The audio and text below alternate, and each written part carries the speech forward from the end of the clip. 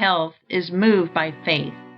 Nothing else can call it into action, and only faith can enable you to relate yourself to health and sever your relation with disease in your thoughts.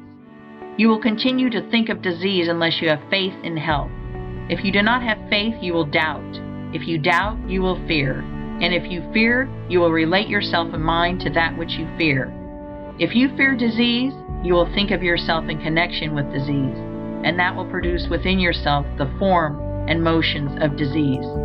Just as original substance creates from itself the forms of its thought, so your mind-body, which is original substance, takes the form and motion of whatever you think about. If you fear disease, dread disease, have doubts about your safety from disease, or if you even contemplate disease, you will connect yourself with it and create its forms and motions within you. Let me enlarge somewhat upon this point. The potency or creative power of a thought is given to it by the faith that is in it. Thoughts which contain no faith create no forms. The formless substance, which knows all truth, and therefore thinks only truth, has perfect faith in every thought, because it thinks only truth, and so all its thoughts create. But if you will imagine a thought in formless substance in which there was no faith, you will see that such a thought could not cause the substance to move or take form.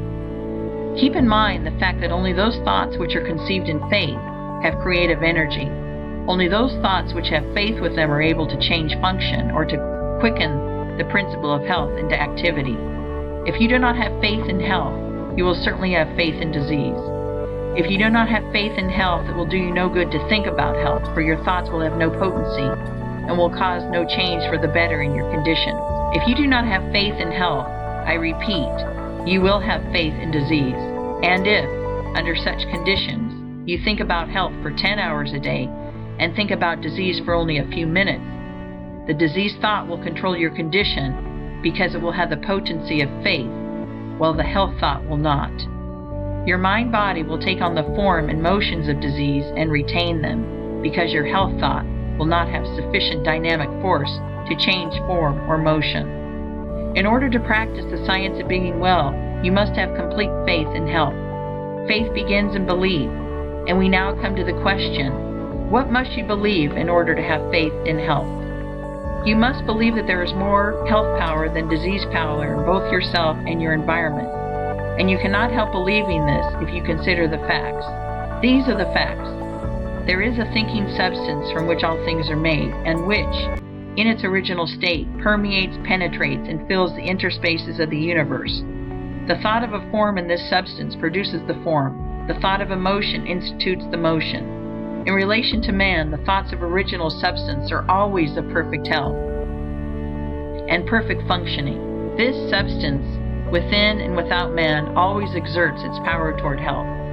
Man is a thinking center, capable of original thought. He has a mind-body of original substance permeating a physical body, and the functioning of his physical body is determined by the faith of his mind-body. If man thinks with faith of the functioning of health, he will cause his internal functions to be performed in a healthy manner, provided that he performs the external functions in a corresponding manner. But if man thinks with faith of disease or of the power of disease, he will cause his internal functioning to be the functioning of disease. The original intelligent substance is in man, moving towards health, and it is pressing upon him from every side. Man lives, moves, and has his being in a limitless ocean of health power, and he uses this power according to his faith. If he appropriates it and applies it to himself, it is all his, and if he unifies himself with it by unquestioning faith, he cannot fail to attain health, for the power of this substance is all the power there is. A belief in the above statements is a foundation for faith in health. If you believe them, you believe that health, the natural state of man, and that man lives in the midst of universal health, that all the power of nature makes for health, and that health is possible to all and can surely be attained by all. You will believe that the power of health in the universe is 10,000 times greater than that of disease. In fact, that disease has no power whatever, being only the result of perverted thought and faith. And if you believe that health is possible to you, and that it may surely be attained by you, and that you know exactly what to do in order to attain it, you will have faith in health. You will have this faith and knowledge if you read this book through with care and determine to believe in and practice its teachings. It is not merely the possession of faith, but the personal application of faith which works healing. You must claim health in the beginning and form a conception of health, and as far as may be of yourself as a perfectly healthy person. And then, by faith, you must claim that you are realizing this conception. Do not assert with faith that you are going to get well. Assert with faith that you are well.